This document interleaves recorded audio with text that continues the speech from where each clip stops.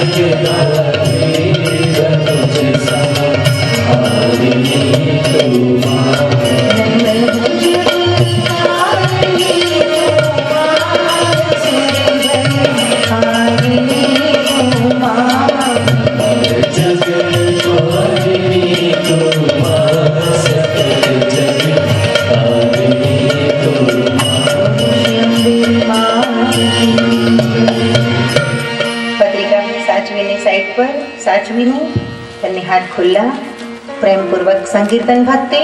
ફક્ત 3 મિનિટ, 3 જ મિનિટ. કેટલા કલાક સુધી ઈશ્વરનું નામ લો છો એ મહત્વનું નથી. તમારી તલ્લીનતા કેટલી છે, તમારી સમગ્રતા કેટલી છે.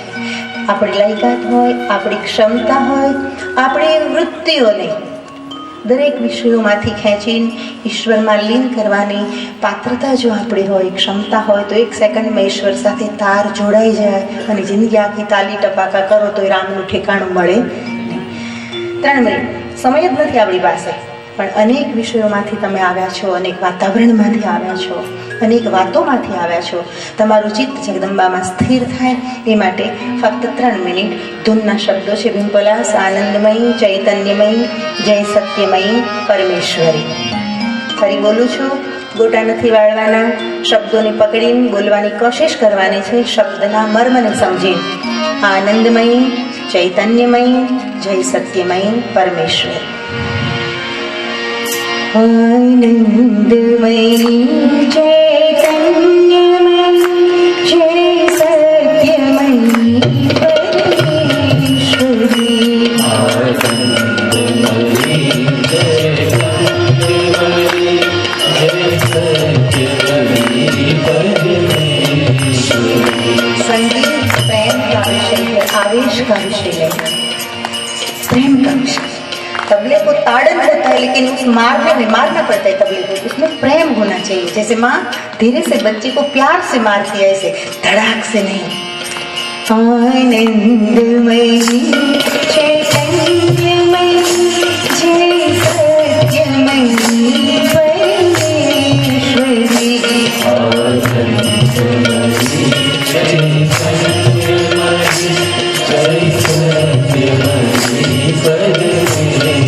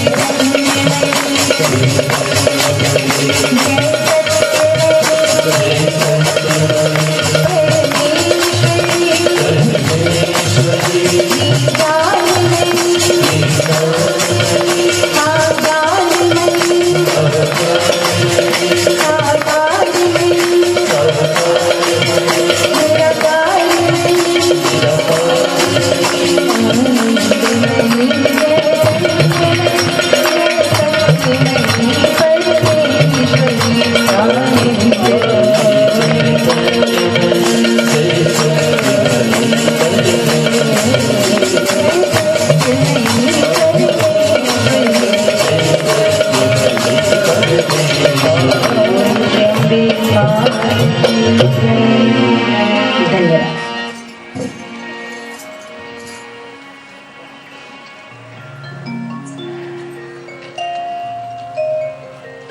माताओं, भाइयों, शास्त्र किस लिए लिखी गई? शास्त्र लिखने के पीछे का हमारे ऋषि मुनियों का तात्पर्य क्या था पता है? ये शिव पुराण, देवी भागवत, कितने सारे ग्रंथ हैं, कितने सारे, हजारों पुस्तक तो मैंने पढ़े। क्या हेतु था? क्या तात्पर्य था? क्या उन लोगों को संप्रदाय का प्रचार करना था? क्या उन लोगों को पब्लिसिटी कमा लेनी थी? दुनिया के पास से कुछ ले लेना था, इसलिए शास्त्र लिखे? जो ऋषि मुनि शास्त्र लिखकर चले गए, उन ऋषि मुनि ने तो साधना ही की है। दिन और रात का जब भेद मिटा दिया और कलम लेकर लिखते गए, खाने पीने का ठिकाना नहीं। भले निद्रा रूपेण संस्थिता कहा, लेकिन निद्रा को जीत ली थी उन ऋषि मुनियों ने। वृक्ष के नीचे बैठकर हाथ में कलम उठाकर भोजपत्र पर शास्त्र लगता। ત્યારે ન્યૂઝપેપરો નહોતા, ત્યારે હોર્ડિંગ્સની ફેશન નહોતી। પત્રકારો ત્યારે લીલાધરભાઈ આવીને બેસે છે, રિપોર્ટ લખશે, છાપામાં આપશે। અતિશયોક્તિ થઈ શકે, 100 માણસ હોય તો 1000 માણસ લખીએ, પ્રેમ છે ને।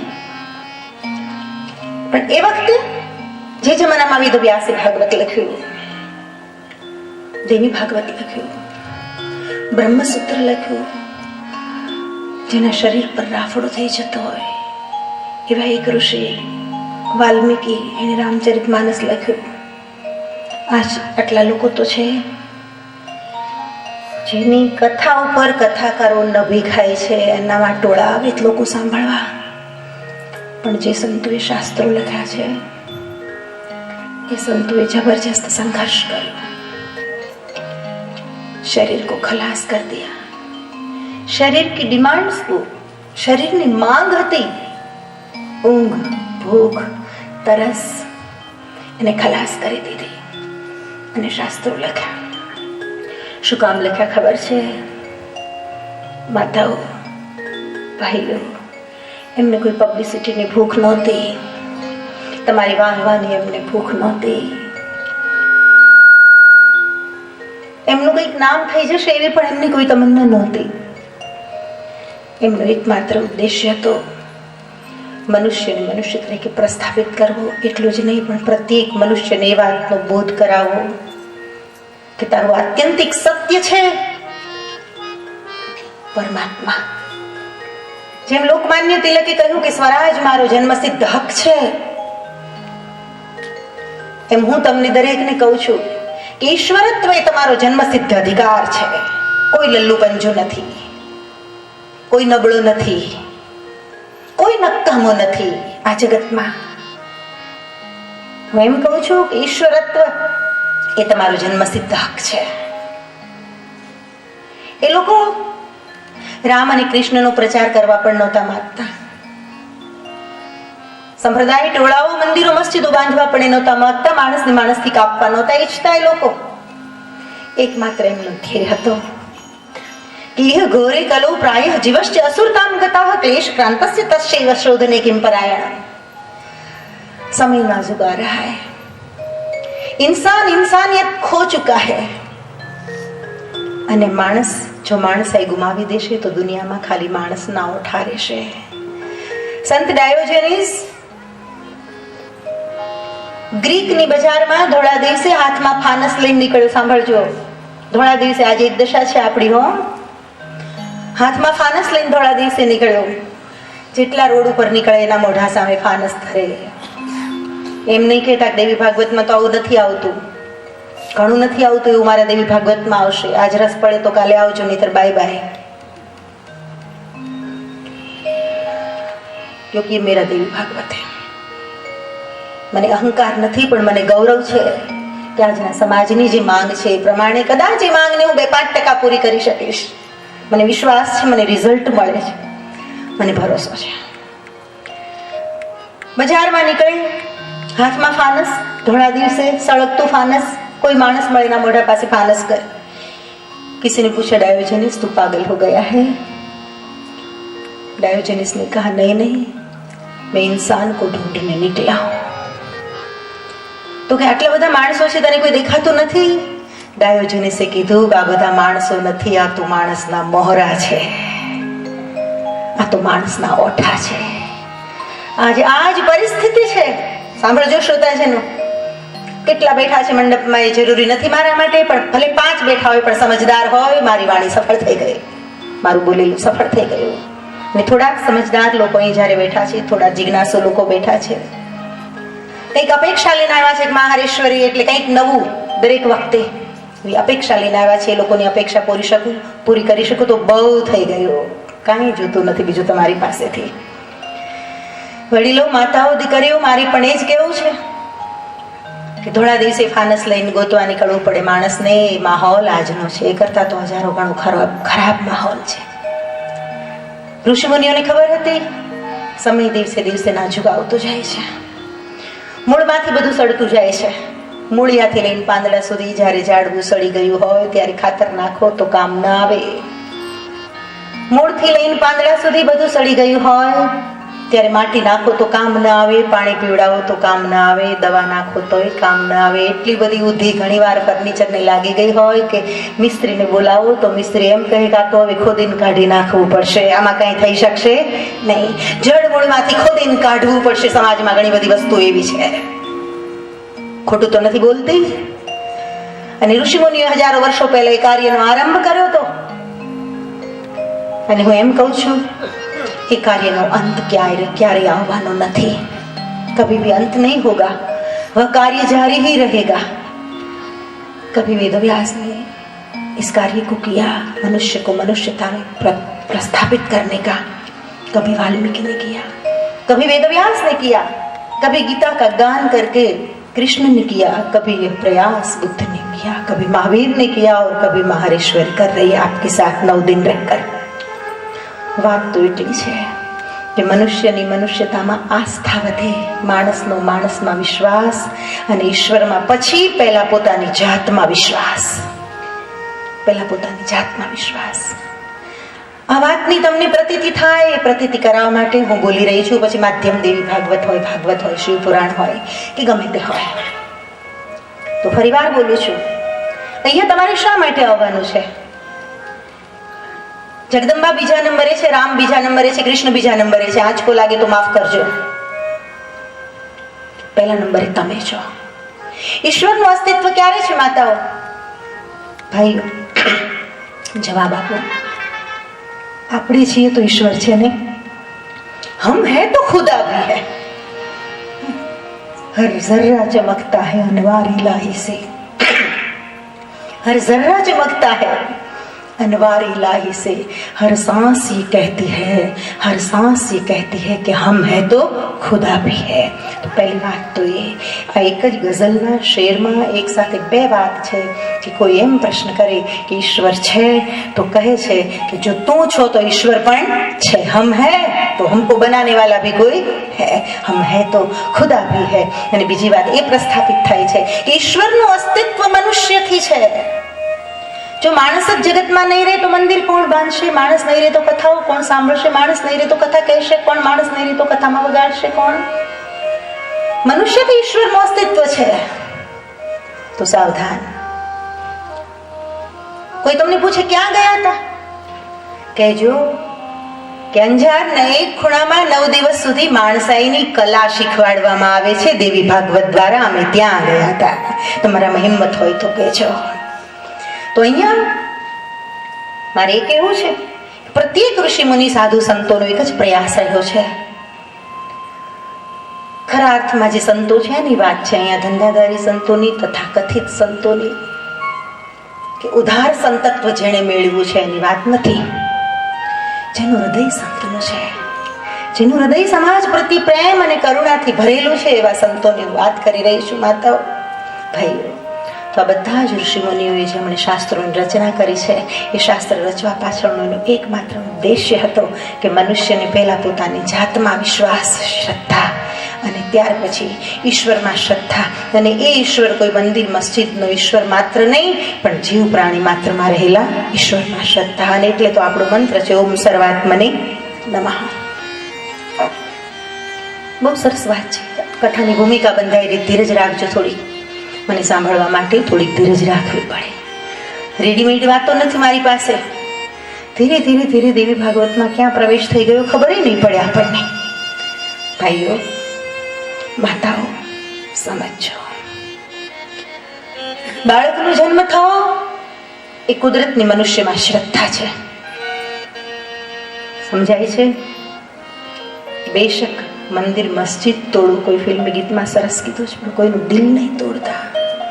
સરસ વાત કરી છે. કોઈની શ્રદ્ધાને ઠેસ લાગે એવું નહીં કરતા, કોઈનો વિશ્વાસ તૂટે એવું નહીં કરતા. પહેલો પાઠ આપું છું આજના દિવસનો, પહેલું લેસન છે આજના દિવસનું. એક સ્ટોરી ઓછી થશે તો ચાલશે, ગરબો ઓછો ગવાશે તો ચાલશે. પેલા વાવતા પેલા જમીનને ખેડવી તો પડે ના. એમ મારે સત્યની વાવણી કરવી છે અહીંયા, તો પેલા જમીનને ખેડવી પડશે. અને ખેડાણ કરવા માટે હું આવી છું. છાતી પર હળ હલી જાય તો એ ચૂપચાપ બેસવાની જેનામાં ક્ષમતા હોય એ મને સાંભળી શકે, બીજાની તાકાત નથી. પેલું હળ તો ખેતરમાં ચાલે, મારા શબ્દો તો સીધા હૃદય ઉપર ચાલે, સોંસરવા નીકળી જાય. તકલીફ પણ થાય, પણ અંદર જોશો તો સમજાશે કે માં સાવ સાચું કહી રહ્યા છે. માણસ કેટલું બધું ખોખલું જીવન જીવે છે, કેટલું બનાવટી જીવન જીવે છે. અંદર શું છે, બહાર શું છે, કેટલું મોહરું પહેરીને આપણે જીવીએ છીએ.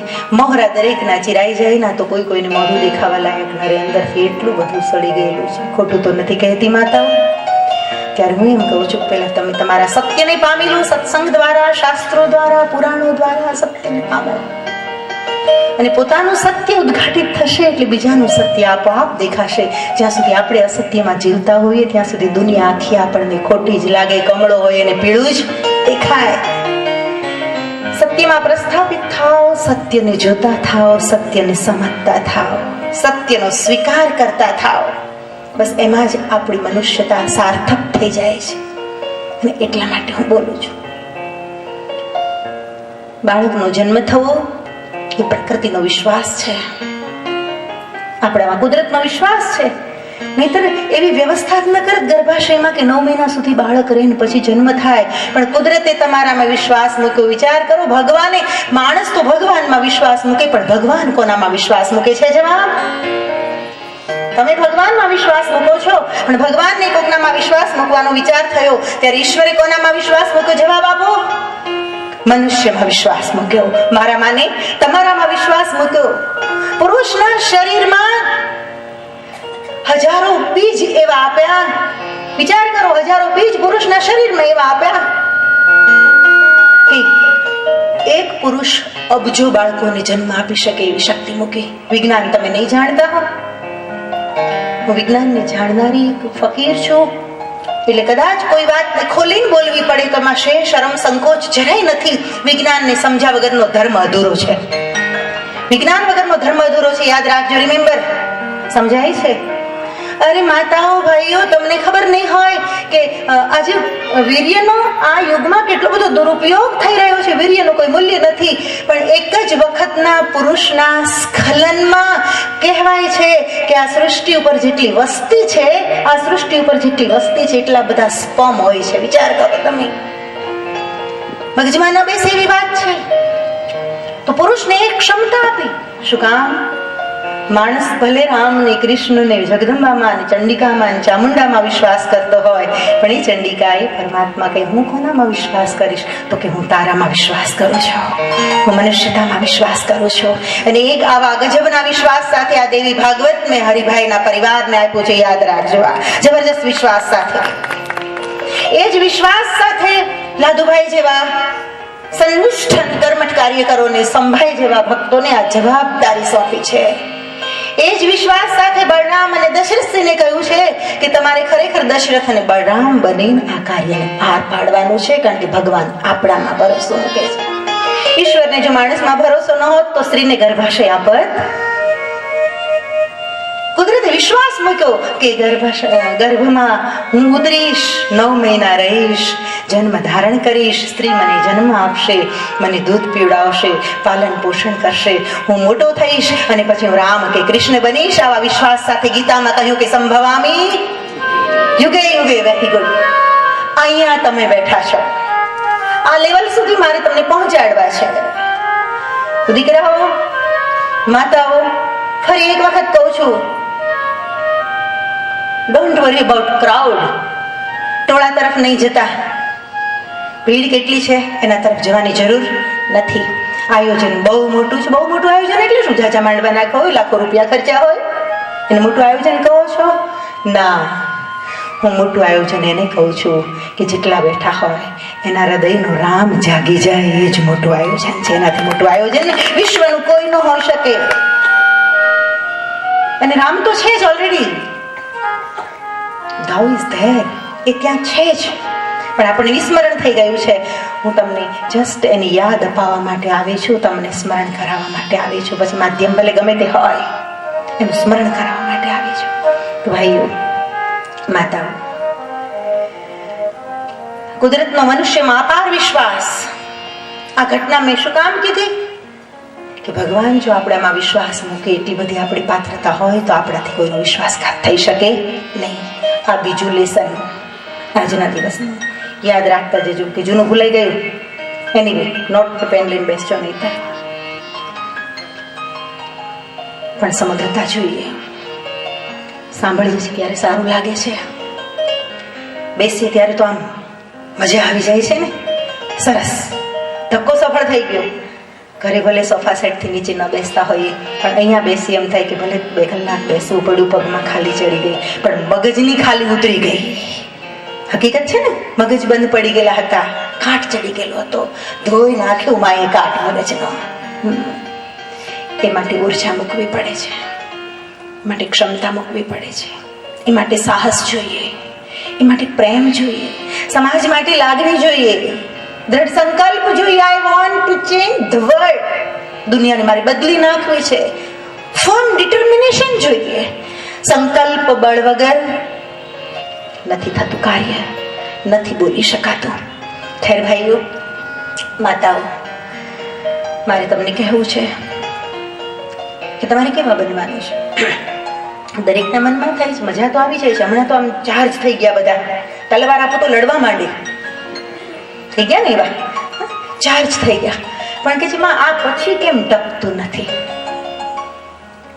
ફુગ્ગામાં ઘડીક વાર હવારે ને પછી એવું કેમ થઈ જાય છે?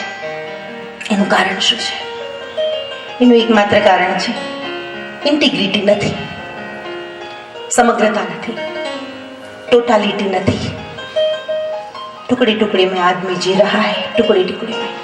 एक टुकड़ो धंधा में छे, खोटू तो नहीं बोलती ने, लाभ पाचम छे. एक टुकड़ो धंधा में छे, एक टुकड़ो बेंसा ऊपर छे, एक टुकड़ो मारी पासे छे दिल नो, एक टुकड़ो बैरी पासे छे, एक टुकड़ो रुपया में छे, एक टुकड़ो हाजी हूँ करशू. यमन आप, यमन आप, यमन आप. जय जय अम्बे, जय जगदम्बे, जय जय जय जगदम्बे, जय जय अम्बे, जगदम्बे, जय जय अम्बे, जय जगदम्बे. एक टुकड़ो गाम में छे, बोली बे जणियों केम न आव्या. एक टुकड़ो विडियो में छे, मारो उतरशे ज नहीं. अरे भाड़ में जवा दे बधुं. समग्रता, टोटालिटी. जय जय अम्बे, जय जगदम्बे, जय जय अम्बे, जय जय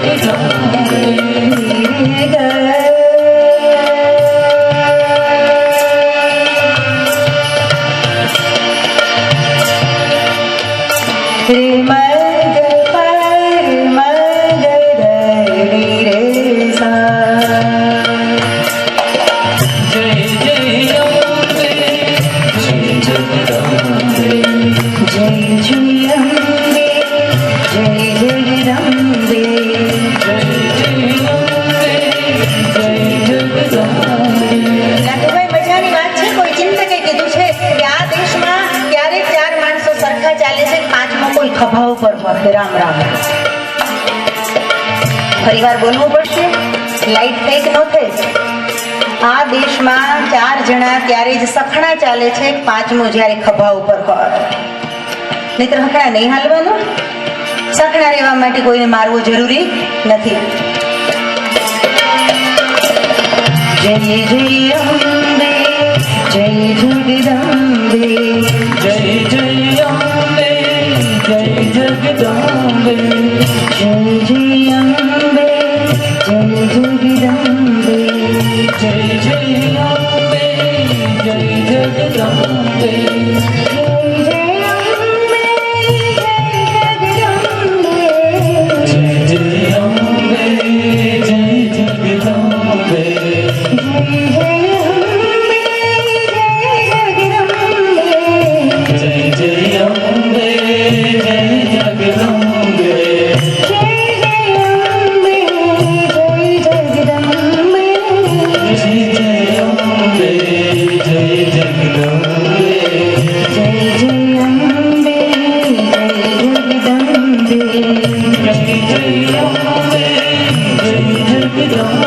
समग्रता नहीं, इंसान टुकड़ों में जी रहा है.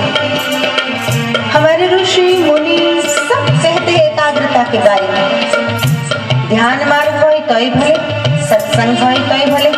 મહારાજ પરીક્ષિત ગંગા કિનારે ભગવા વસ્ત્ર ધારણ કરીને બેઠા હોય અને સુખદેવજી બોલતા હોય તોય ભલે, અને મહારાજ જન્મેજય નવરાત્રિના 9 દિવસના ઉપવાસ લઈને વેદવ્યાસના ચરણમાં બેઠા હોય તોય ભલે. પણ દરેક ઋષિ મુનિઓ અને કૃષ્ણ કુરુક્ષેત્રના મેદાનમાં અર્જુન સાથે વાત કરતો હોય તોય ભલે. પણ દરેક ઋષિઓએ, દરેક પ્રબુદ્ધ પુરુષોએ, દરેક જ્ઞાનીઓએ એક વાત તો ચોક્કસ કરી છે કે એકાગ્રતા સાથે સાંભળો, સાવધાન થઈને સાંભળો.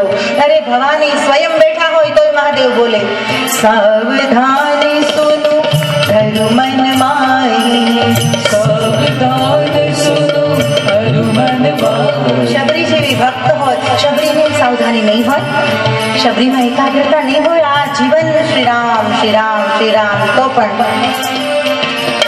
સાવધાની સુનો ધરુ મન માહી, સાવધાન સુનો ધરુ મન માહી. શબરી જેવા ભક્તની સામે ઉપદેશ થતો હોય તોય કહે એકાગ્રતાથી સાંભળો, સાવધાન થઈને સાંભળો.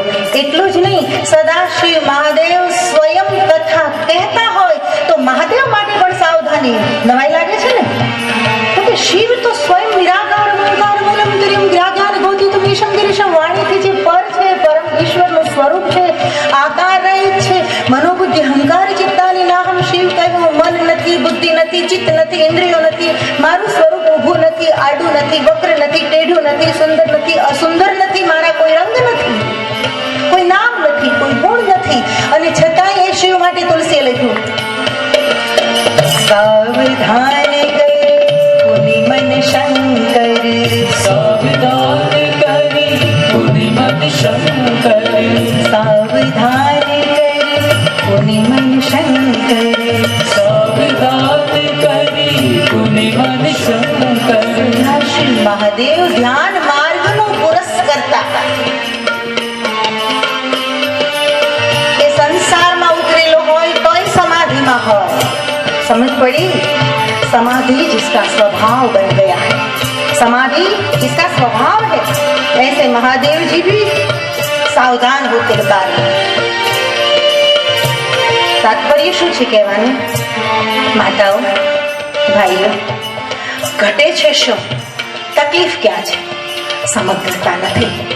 બે હાથ જોડીને મારી એક જ વિનંતી છે, માતાઓ, ભાઈઓ, અને મારા સમાચાર તમે ઘરે જઈને ન આપો ને તો તમને મારા અને તમારા બેયના સોગંદ છે.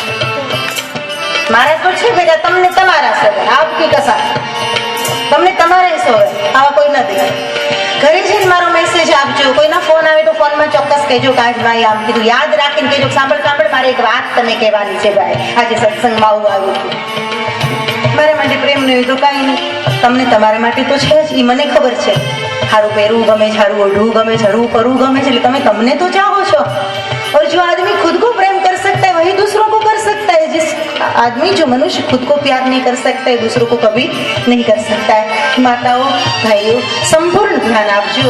કહેવાનું તાત્પર્ય એ છે કે બધું જ તમારી પાસે છે, ઉર્જા છે, હૃદયમાં ભક્તિ છે, પ્રેમ છે, પરમાત્માનું સાનિધ્ય તમને ગમે છે, સંતોનું સાનિધ્ય ગમે છે, કથા સાંભળવી ગમે છે, ધ્યાન કરવું ગમે છે, સારી સારી વાતો ગમે છે, સારું થવું પણ ગમે છે, લેકિન ટુકડે મેં બધું હપ્તામાં થઈ ગયું ને. હવે મોટરસાઇકલ લેવી હોય તો હપ્તામાં, ફ્રીજ લેવું હોય તો હપ્તામાં, મશીન લેવું હોય બેનસાનું તો હપ્તામાં, બધું હપ્તે હપ્તે મળે છે. એમ તો કે ભક્તિ પણ ટુકડે મેં ના, નહીં ચલેગા. વેસ્ટ ઓફ ટાઈમ, બરબાદી સિવાય કઈ ફાયદો નહીં થાય. હું કહું છું નહીં મારી કથા થાય તો મને ચાલશે, હજી લોકો ઓછા થઈ જશે તો ચાલશે, પણ હપ્તામાં જીવવાનું બંધ કરો. कम से कम ईश्वर साथे नहीं, समग्रता. मीरा अगर टुकड़े में जी होती तो कभी मीरा मीरा नहीं बन सकती. शबरी ने टुकड़े टुकड़े परमात्मा को प्रेम किया होता तो शबरी कभी शबरी नहीं बन सकती. बुद्ध ने अगर टुकड़े टुकड़े में भक्ति की होती तो गौतम राजकुमार कभी बुद्ध नहीं बन सकता. महावीर ने टुकड़े टुकड़े में अगर ज्ञान को पाने की कोशिश की होती तो कभी महावीर नहीं बन सकता.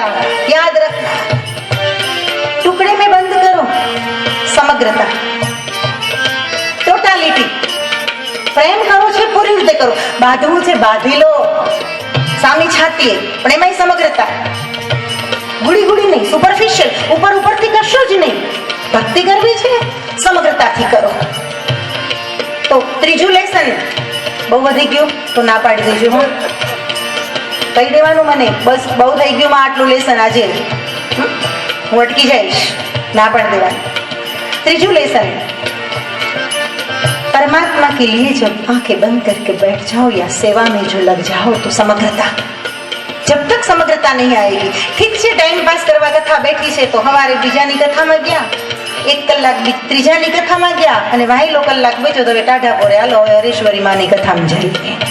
टुकड़े टुकड़े में उसको टाइम पास करना है, भगवान के साथ कोई लेना देना नहीं है. फालतू आदमी, ऐसे आदमी का यहाँ कोई काम नहीं है, जरूरत नहीं है मुझे फालतू लोगों की. सावधान, संकल्प करके बैठना, अनुष्ठान लेकर बैठना, समर्पित होकर बैठना. सत्संग को खुद के लिए समर्पित होना, मेरे लिए नहीं, मारे जरूर નથી તમારી, મને જરૂર જ નથી, હું મને માંડ હાચવું છું, તો બળતરા ક્યાં વધારવી. તમે તમારા માટે તો સમર્પિત થાઓ. एटलीस्ट आदमी जब पहले खुद को वफादार रहता है तब दूसरों को रह सकता है. इंसान खुद को वफादार नहीं तो दूसरे के साथ वफादारी की बात तो कैसे करे. माताओं भाइयों, समग्रता. ધોમ તડકો હોય, આકાશમાં સૂરજ હોય ને કાગળ પડ્યો હોય, કાગળિયું ફળિયામાં પડ્યું હોય ને આકાશમાં વૈશાખ મહિનાનો ધોમ ધકતો સૂરજ તપતો હોય. સૂર્યના કિરણો તો કાગળ ઉપર પડે છે, પણ સૂર્યના તાપથી સીધા તાપથી કાગળિયાને બળતા મેં ક્યારેય જોયો નથી. પણ એનાય સૂર્યના કિરણને બહિર્ગોળ કાચમાંથી તમે જો પસાર કરો, આમાં દીકરીઓ વિદ્યાર્થીની હશે, નાની હશે ત્યારે ભણી હશે, વિજ્ઞાનની વિદ્યાર્થીની કોઈ હોય તો સમજી શકશે કે બહિર્ગોળ કાચમાંથી, કોઈ શિક્ષકો બેઠા હશે તો સમજી શકશે કે બહિર્ગોળ કાચ તમે શું કહો છો એને, બહિર્ગોળ જ કહેતા હશો, જે કહેતા હોય તે બિલોરી કહો છો, જે હોય તે, એને તમે પસાર કરો, કોન્સન્ટ્રેટ કરો તમે સૂર્યની સામે, પ્રતિબિંબની સામે, અને પછી તમે કાચની ઉપર પેલા કાગળની ઉપર રાખો તો શું થશે? કાચ બળી જશે. શું કામ? सूरज तो वही था, धूप तो वही थी, कागज भी वही था. बेचारा बहुत तप रहा था सूरज, कागज पर कोई असर नहीं आई, પણ પેલું બહિર્ગોળ કાચ રાખ્યો, કાગળ બળી ગયો. કહેવાનું તાત્પર્ય કે કિરણોની સમગ્રતા વગર સૂર્ય પણ બિચારો બની જતો હોય સાધારણ મામૂલી કાગળને બાળવા માટે. તો હું એમ કહું છું કે આપણી ચેતનાની સમગ્રતા વગર આપણે બિચારા બની જઈએ છીએ આપણા દુર્ગુણોને બાળવા માટે. અમારો અનુભવ છે, ચોપડાની વાત નથી, અમારો અનુભવ છે. સમગ્રતા હોવી જોઈએ. તો પહેલા તો તમારા હૃદયમાં પૂછો, સમગ્રતા છે? અને સમગ્રતા ન હોય તો નક્કી કરો કે આપણે જે કાંઈ કરીશું સમગ્રતાથી કરશું. અધૂરા મનથી કથા નહીં સાંભળીએ, અધૂરા મનથી રાધે શ્યામ સીતારામ નહીં કરીએ. કોઈની શેર શરમથી લાદુભાઈએ કીધું છે કે 2 કલાક જી આવું કથામાં, આવી કથા તમારી મદદ નહીં કરી શકે. મારું બોલેલું નકામું જશે, એમ તમારું સાંભળેલું નકામું જશે. आपके लिए आना और किसी के लिए नहीं, मेरे लिए भी नहीं, आपके लिए आना है. माताओं भाइयों, तो देवी भागवत એ શક્તિની સર્વોપરિતાને સિદ્ધ કરતું એક શાસ્ત્ર છે. ભગવાન વેદવ્યાસે 4 પુરાણો લખ્યા અને અચાનક વેદવ્યાસને સત્ય સમજાવ્યું. કલાવતી અચાનક સત્ય સમજાયું, અરે મેં આ 4 પુરાણો તો લખ્યા, પણ કઈ રીતે લખી શક્યો? એના પર ચિંતન કર્યું, મનન કર્યું, ધ્યાન કર્યું, સમગ્રતાથી વિચાર કર્યો. એને જવાબ મળ્યો શક્તિથી. કારણ કે અહીંયા તમે બેઠા છો એ શક્તિના કારણે બેઠા છો. હું બોલી રહી છું તો શક્તિના કારણે બોલી રહી છું. આ ભાઈઓ વગાડી રહ્યા છે, શક્તિના કારણે વગાડી શકે છે. આપણામાં જો શક્તિ ન હોય તો બોલી ન શકાય, બેસી ન શકાય. સમજાય છે? તો શક્તિ છે.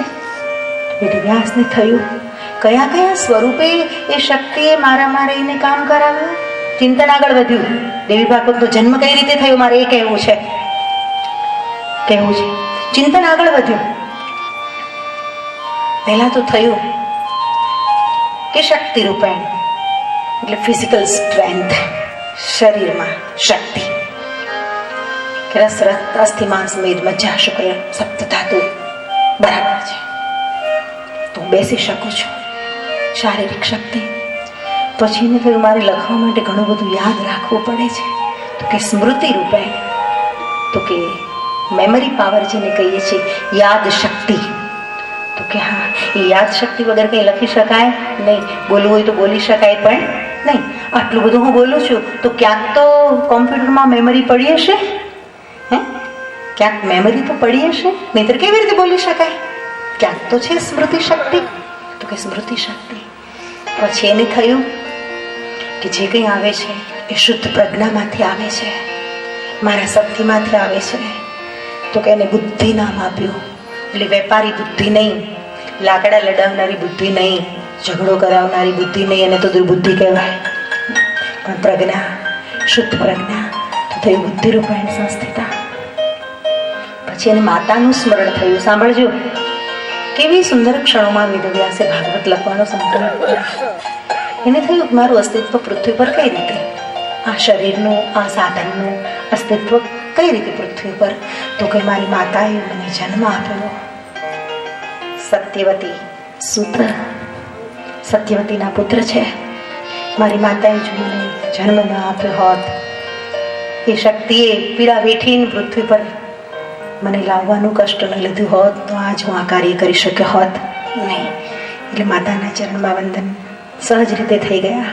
અને પછી પોતાની માતાનું ચિંતન કરતાં એને જગત માતાનું ચિંતન શરૂ થયું. કેવી સુંદર શરૂઆત છે. જગતની માતાનું ચિંતન શરૂ થયું. ત્યારે મને તું મારી માતાએ જન્મ આપ્યો, પણ અખિલ બ્રહ્માંડને જન્મ આપનારી કોઈ શક્તિ છે, અને અખિલ બ્રહ્માંડ જેના આધારે ટકી રહ્યું છે, અખિલ બ્રહ્માંડનું જેના દ્વારા સર્જન થયું છે, અખિલ બ્રહ્માંડનું જેના દ્વારા પાલન થાય છે, અને અખિલ બ્રહ્માંડના આંખના પલકારામાં જે વિનાશ કરી શકે છે એ શક્તિ. તો એને હું શું નામ આપું? ત્યારે પરા શબ્દ એને મળ્યો. સાંભળજો, પરા અને અપરા. પરા શબ્દ મળ્યો કે જેને વેદોમાં નેતિ કહેવામાં આવે છે. ન ઇતિ, જેનું વર્ણન થઈ શકે એમ નથી, જેનો અંત આવી શકે એમ નથી, જેનો આરંભ ક્યાંથી થયો એની ખબર પડતી નથી. નાસદી સૂક્તમાં બહુ સરસ વાત આવે છે ઋગ્વેદમાં, કે ઋષિને પ્રશ્ન થાય છે, કો અધ્ધા વેદાહ, તો કે વેદો ક્યાંથી આવ્યા, વેદોની રચના કોણે કરી? તો કે વેદો તો સ્વયંભૂ છે, એનો જન્મ નથી. તો કે વેદોને દેવતાઓએ ઉતાર્યા પૃથ્વી પર. તો કે દેવતાઓ ક્યાંથી આવ્યા, એનો જન્મ કઈ રીતે થયો? આવા કેટલા બધા પ્રશ્નો થાય છે, ખરેખર તર્ક વિતર્ક થાય છે. અને પછી છેલ્લે કહે છે કે ન ઇતિ. આટલું બધું વિચાર કરવા છતાંય અમે હજી એનો પાર પામી શક્યા નથી. તો દીકરીઓ, માતાઓ, ભાઈઓ, મારે કંઈક કહેવું છે કે ભગવાન વેદવ્યાસને પહેલાં તો પોતાના શરીરમાં એક એક બ્લડ વેસલ્સમાં, લોહીની નળીઓમાં વહેતી શક્તિ, ફિઝિકલ સ્ટ્રેન્થ, પહેલાં તો એનો વિચાર થયો કે એ શક્તિ છે તો હું લખી શકું છું. પછી થયું કે યાદ શક્તિ છે તો હું લખી શકું છું. પછી થયું બુદ્ધિ શક્તિ છે તો હું લખી શકું છું. અને પછી તો જેમ ચિંતન કરતા ગયા તો ક્યારેક નિદ્રામાંથી શક્તિ મળે છે તો કે નિદ્રા રૂપેણ સંસ્થિતા. પછી કે ભૂખ લાગે છે તો એ અનુભૂતિ જે ભૂખની થાય છે એ શું? તો કે ક્ષુધા રૂપેણ સંસ્થિતા. આવું ચિંતન કરતા જેમ અનુભવ થતો ગયો, ભલે વેદવ્યાસે જુદી ભાષામાં લખ્યું, માર્કંડેયે જુદી ભાષામાં લખ્યું, ઋષિમુનિઓની, દાર્શનિકોની, ચિંતકોની, પ્રબુદ્ધ પુરુષોની ભાષા અલગ હોઈ શકે, સત્ય ક્યારે અલગ હોઈ શકે નહીં. એટલે ભાષા ભલે અલગ હતી પણ આ ઋષિમુનિઓનું પરમ સત્ય તો એક જ હતું. અને ભગવાન વેદવ્યાસજીને થયું માતૃરૂપેણ સંસ્થિતા, માતા સ્વરૂપે જે શક્તિ આ વિશ્વમાં બિરાજિત છે, એવી જગતની ધાત્રી, જગન માતા, ત્રૈલોક્ય સુંદરી, અખિલ બ્રહ્માંડની નાયિકા, મણિદ્વીપ ધામ નિવાસીની, ધીર ધૃતિ ક્ષમા સ્મૃતિ શાંતિ કાંતિ શુભગતિ જયા વિજયા દયા માયા મમતા, એના જેટલા નામ આપો એટલા ઓછા છે. હજારો એના નામ છે. અને એ જગતજનની જગદંબા, એ શક્તિ વિશે જો હું એક પુરાણ લખું ત્યારે જ મેં કંઈક સાચું લખ્યું કહેવાય, ત્યાં સુધી તો બધું અધૂરું. અને પછી વેદવ્યાસે હાથમાં કલમ ઉઠાવી અને દેવી ભાગવત પંચમ પુરાણ તરીકે લખવાની શરૂઆત કરી. પણ કહે કે માત્ર કલ્પનામાંથી આવ્યું છે આ દેવી ભાગવત, માત્ર વેદવ્યાસની કલ્પના છે? તો કે ના, વેદવ્યાસ કહે છે મને પણ આ પ્રસાદ ક્યાંકથી મળ્યો છે. તો તમને પ્રશ્ન થશે કે વેદવ્યાસને આ પ્રસાદ ક્યાંથી મળ્યો? બહુ સરસ વાત છે, સાંભળજો માતાઓ, ભાઈઓ. એવું કહેવાય છે એક વખત મહાપ્રલય થયો. મહાપ્રલય, ફિલોસોફરો એવું કહે છે કે ક્યારેક અડધા ફિલોસોફરો વિશ્વને એવું કહે છે કે અગ્નિથી વિશ્વનો વિનાશ છે, અને અડધા ફિલોસોફરો એવું કહે છે કે જળથી વિનાશ છે. એમાં નથી પડવું આપણે અત્યારે, પણ વાત એટલી છે કે જલ પ્રલય થયો છે, જળ બંબાકાર,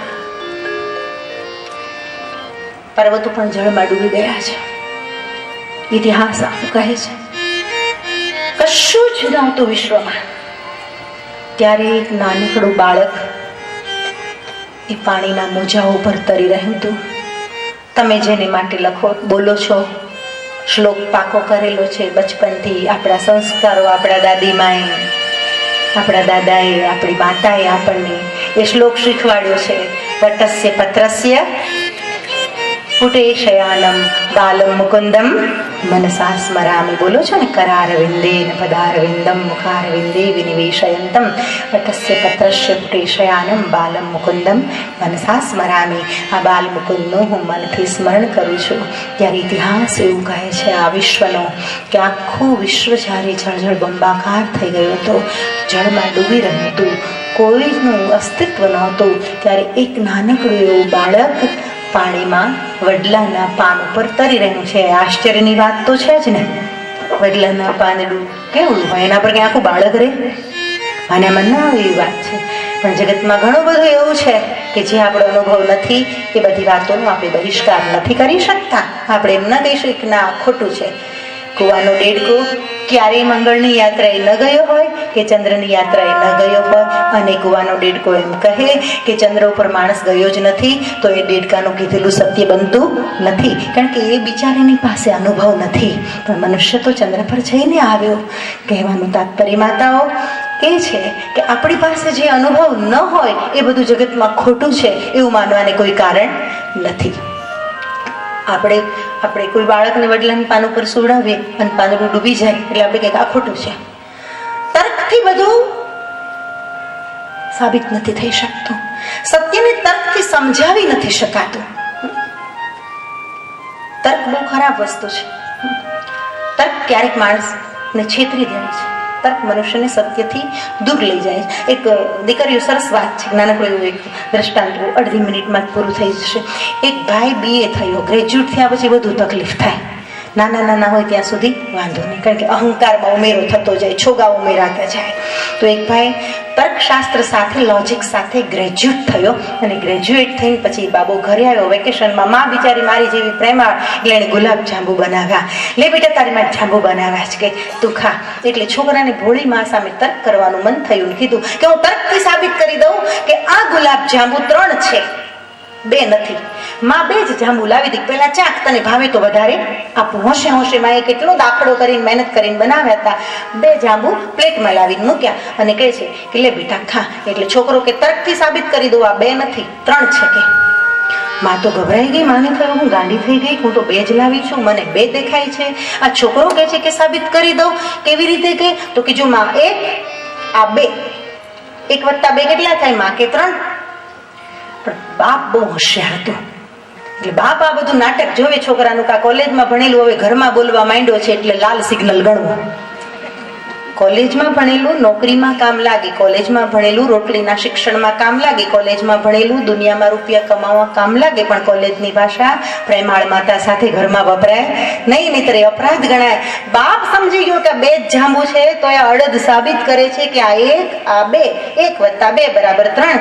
અને આ મારી પત્ની છે ભોળી, પ્રેમને વશ થયેલી, કઈ સમજતી નથી.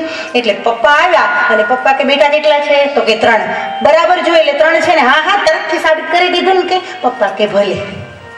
જો કે સાંભળ, 1 જાંબુ હું મોઢામાં મૂકું છું, બીજું જાંબુ તારી મમ્મીને ખવડાવું છું, 3જું જાંબુ તારું.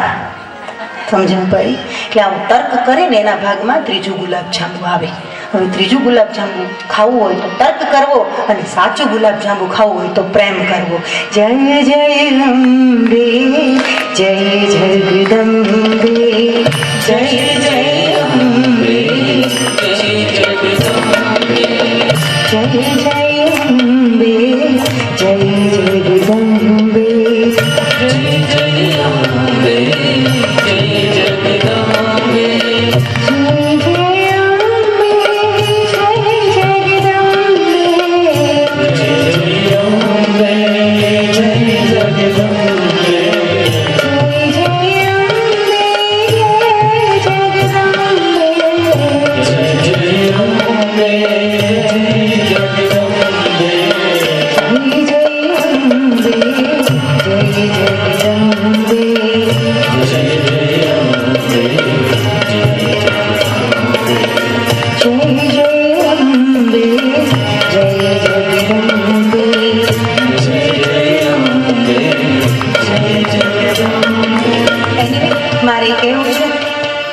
ઇતિહાસ શું કહે છે?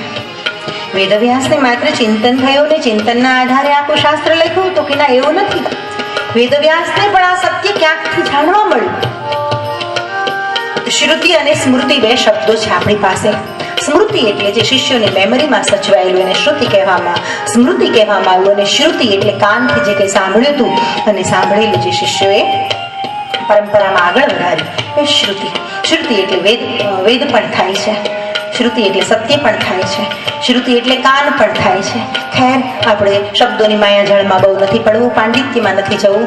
આપણે સહજતાથી, સહજતાના કિનારે ટહેલતા ટહેલતા ટહેલતા પહોંચી જઈએ મહાસાગર સુધી, પરમાત્મા સુધી, તો બહુ થયું. કોઈએ પૂછ્યું એક વખત કે દરિયાને શોધવો હોય તો શું કરવું? ગુરુએ કહ્યું કે નદીના કિનારે કિનારે હાલતું જા, नदी जहां पहुंचे वहां तो पहुंच जाना। तो नदी का अंतिम सत्य क्या है? महासागर में मिल जाना। कुछ करने की जरूरत ही नहीं है, बस સહજતાના કિનારે કિનારે ટહેલતા ટહેલતા સત્યને પામી લેશો. અને એ સહજતાનો કિનારો ક્યાં મળે? કોઈ સંતની પાસે મળે, કોઈ મીરા કે નરસિંહ મહેતા જેવા ભક્ત હોય એની પાસે આ સહજતા મળે. બાકી તો બધે ખોખલું છે, આદમી ટુકડો મેં જી રહા હૈ. યાદ રાખજો આ લેસન. ખેર, આગળ વધીએ છીએ ભાઈઓ માતાઓ આપણા મૂળ વિષય તરફ. ભગવાન વેદવ્યાસને આ શક્તિની સર્વોપરિતાની અનુભૂતિ તો થઈ છે, એ કંઈક લખવા તો માંગે છે, પણ એમની પાસે થોડું મટીરિયલ પણ ક્યાંકથી આવેલું હતું. તો કે ક્યાંથી આવેલું હતું?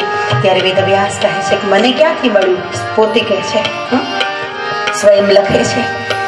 એક વખત મહાપ્રલય થયો ત્યારે વડલાના પાંદડામાં ભગવાન વિષ્ણુ કરતા હતા અને ભગવાન વિષ્ણુના મનમાં પ્રશ્ન થયો. દેવી ભાગવતની શરૂઆત, કથાની શરૂઆત થાય છે, પ્રવેશ થાય છે કે વડલાના પાંદડા પર તરી રહેલા નાનકડા બાળકના મનમાં પ્રશ્ન થાય છે કે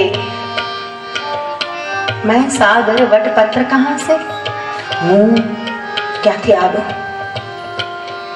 આ મહાસાગર કોણે બનાવ્યો? આ વટપત્ર, આ વડલાનું પાંદડું, એના ઉપર મારું અસ્તિત્વ, આખું જગત ડૂબી રહ્યું છે અને હું એક જ જીવું છું અને વળી તરી રહ્યું છું. અમુક સિદ્ધ પુરુષો એવા થયા છે કે બચપનથી જેમને દાર્શનિક પ્રશ્નો થયા છે. દાર્શનિક પ્રશ્નો પણ આપણે ન કહીએ, કારણ કે દાર્શનિક પ્રશ્નો તો માણસ દર્શન શાસ્ત્ર ભણે એટલે વધારે થવા માંડે, અથવા તો બુદ્ધિમાંથી ક્યારેક આ પ્રશ્નો આવ્યા હોય, પણ જ્યારે જન્મતાની સાથે જ આવા પ્રશ્નો મનમાં ઉદ્ભવે એને એવું કહેવાય છે કે યોગ ભ્રષ્ટ વિજાય, યોગ ભ્રષ્ટ આત્માઓ. ઘણા બધા એવા છે કે જન્મતાની સાથે જ એ લોકો સિદ્ધ હોય છે, જેને સ્વયં સિદ્ધ કહેવામાં આવે છે. તો વિશ્વનો, સાંભળજો, અખિલ બ્રહ્માંડનો, વિશ્વનો સૌથી પહેલો ઋષિ, સૌથી પહેલો દાર્શનિક, સૌથી પહેલો ચિંતક અને સૌથી પહેલા સત્યની ખોજ કરનાર કોણ? તો દેવી ભાગવત કહે છે કે વિષ્ણુ સૌથી પહેલો ઋષિ. પછી તો સુખદેવજીને ગર્ભમાં જ્ઞાન થયું છે, અષ્ટાવક્રને ગર્ભમાં જ્ઞાન થયું છે. કહેવાય છે મહાવીરનો જન્મ થયો ત્યારે એની માતાને કેટલા બધા શુકનો થયા, એને પણ સિદ્ધ કીધા, બુદ્ધને પણ સિદ્ધ કીધા. હવે તો 84 સિદ્ધ છે. અને આજ બાઈ હવે મને કહેવાની તક મળી ગઈ તો કહી દઉં કે ઓમકાર ધામ જે આપણું બની રહ્યું છે, ખબર નથી હાનિ લાભ જીવન મરણ, યશ અપયશ વિધિહાત, હાનિ લાભ જીવન મૃત્યુ, યશ અને અપયશ આ ઈશ્વરના હાથમાં છે. છતાં પણ સત્ય માટે પ્રયાસ કરવો એ સંતોનું કાર્ય છે, જાગૃત પુરુષોનું કાર્ય છે. થોડોક પ્રયાસ ક્યારેક બહુ મોટું કાર્ય કરી જાય છે, બહુ જબરજસ્ત ફાયદો એનાથી સમાજને થઈ જતો હોય છે. અને 84 સિદ્ધની વાત આવી ત્યારે મને યાદ આવ્યું કે જે ઓમકાર ધામ આપણું બની રહ્યું છે, અત્યારે તો હજી શરૂઆત છે, હજી સમય લાગશે ઓમકાર ધામને પૂર્ણ થતા, પણ આ ધ્યાન તીર્થ બની રહ્યું છે. ધ્યાન માટે જ કચ્છમાં જેમ બાળા લોકો ધ્યાન માટે જાય છે, પણ ત્યાં વિપશ્યના પૂરતું છે, ત્યારે અહીંયા 121 પ્રકારના ધ્યાન માટે લોકોને માર્ગદર્શન મળે એવું એક અમારું ગુરુ શિષ્યનું સ્વપ્ન છે. અને દિવ્ય સ્વપ્નો દરેકે જોવા જોઈએ. મહાવીર અને બુદ્ધની માતા જોઈ શકે તો આપણે આ ઉઘાડી આંખે કેમ ન જોઈ શકીએ?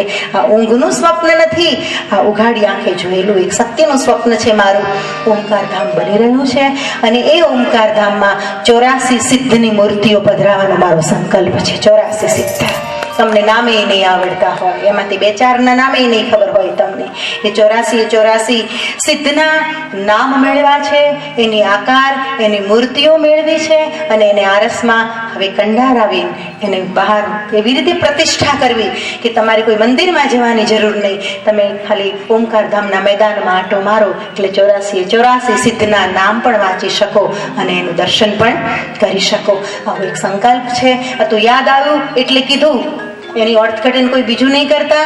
હવે આમાંથી તમારી સામે ઉઘરાણું નહીં શરૂ થઈ જાય કે હવે હાલો એક સિદ્ધના મંદિર માટે આપો ફલાણા ભાઈ ઢીકડા ભાઈ. ના ના, એવી જરૂર નથી. સહજ મિલાસો દૂધ બરાબર, માંગ લિયાસો પાણી, છીન લિયાસો રક્ત બરાબર, જામે એચા તાની, છીન લિયાસો રક્ત બરાબર, જામે એચા તાની. મારો માર્ગ તો સહજ માર્ગ છે, સહજતાથી જે પ્રાપ્ત થાય છે એ દૂધ સમાન કીધું છે. માંગ લિયાસો પાણી, ભીખ માંગવી પડે જાહેરમાં ધર્મના મંચ પરથી, એ પાણી સમાન છે. અને કોઈની પાસે જૂટવીને લઈ લઈએ, રક્ત બરાબર છે, લોહી બરાબર છે, જ્યાં મેં ચાહતા નહીં. ખેર છોડો, આ તો 84 સિદ્ધનું સ્મરણ થઈ ગયું એટલે જરાક વાત કરવાની ઈચ્છા થઈ ગઈ. તમને ખબર પડે કે આ ઓમકાર ધામમાં છે શું, એટલે જે એક ઝલક માત્ર આપી. બાકી આ વાત કરવાનો વિષય નથી, આંખો બંધ કરીને 5 મિનિટ ત્યાં બેસવાનો વિષય છે. ખેર આગળ વધીએ છીએ. તો વિશ્વનો પ્રથમ સિદ્ધ કોણ, એમ પ્રશ્ન થાય. વિશ્વનો પ્રથમ ઋષિ કોણ, વિશ્વનો પ્રથમ દાર્શનિક કોણ, આ જો પ્રશ્ન થાય. વિશ્વનો પ્રથમ સત્ય શોધક કોણ આ બ્રહ્માંડનો, તો એવું કહેવાય છે કે ભગવાન વિષ્ણુ. બીજા બધા સિદ્ધો પછી થયા, પણ આ બાળકને પ્રશ્ન થયો. માણસ તો દુનિયાના માર ખાય, કેટલાય હેરાન થાય, શરીરમાં શક્તિ ન રહે, મગજમાં યાદ શક્તિ ન રહે, બૈરી તરફથી ધોકા થાય, પરિવાર તરફથી ધોકા થાય, ધંધામાં નુકસાન જાય, ખોટ જાય, પછી કે હવે તો મારે બધું મૂકીને ભજન કરવું, પણ જપ મારીને હવે બીજી ક્યાંય હાલ એમ જ નથી. તું હવે ઘરમાં હવે બહુ હાચવવા તૈયાર નથી. ચાની કપ રકાબી પકડાવી દે 3 વાગ્યામાં, બાપા કથા બેઠી લ્યો, ચા પી લ્યો, એ ડોહો ઘરમાંથી જાય, થારું ઘડી વાર ગો જાય. આ માહોલ, અને આવો જેના મનનો માહોલ નિરાશાનો હોય, એમાં ઈશ્વરના આનંદની અનુભૂતિ ક્યારેય થઈ શકતી નથી. परमात्मा तो आनंद हूं मैं, चैतन्य हूं मैं, पर ब्रह्म हूं मैं, सुखधाम हूं मैं, विज्ञान हूं मैं और ज्ञान हूं मैं, साकार हूं मैं, निराकार हूं मैं. આ ધૂન તો હવે તમને કંઠસ્થ થઈ ગઈ છે બોલી બોલી મારી કથાઓમાં. તો ખેર માતાઓ, ભાઈઓ, હું એમ કહું છું કે કરમાઈ ગયેલું ફૂલ મંદિરમાં લઈ ન જવાય. આપણે એટલા બધા મૂર્ખ છીએ કે ફૂલ જ્યારે કરમાઈ જાય ત્યારે ભગવાનના શરણે જાય છે કે ભગવાન હવે તો તારો આશરો છે. ઈશ્વરના શરણે જવું હોય તો તાજું ફૂલ લઈને જવાય. ભક્ત ધ્રુવ, ભક્ત પ્રહલાદ, અષ્ટાવક્ર, સુખદેવ, કેટલા બધા પાત્રો છે કે તે તાજા ફૂલ છે, જેનામાં સુવાસ છે, ખીલવાની ક્ષમતા છે, જેનામાં કુમાશ છે, જેનામાં રંગો છે. તમારું જીવન કલરફુલ જ્યારે હોય ત્યારે ઈશ્વરના ચરણમાં તમે સમર્પિત થઈ જવા જોઈએ. પછી સાવ ઠોઠા થઈ જાય ને પછી કે હવે ભગવાન તારા માટે કાને સંભળાતું ન હોય, આંખે દેખાતું ન હોય. એક ડોસીમાં મારી કથામાં આવ્યા, છેલ્લે બહેન કે છે કે ભાઈ વાંચે છે કે બાઈ, શ્રી રામ જય રામ જય જય રામ, શ્રી રામ જય રામ જય જય રામ.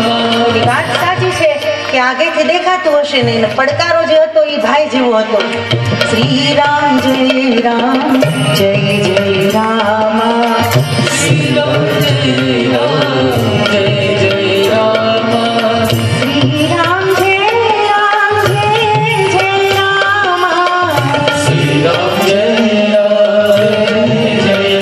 રામ, શ્રી રામ જય રામ જય જય રામ, શ્રી રામ જય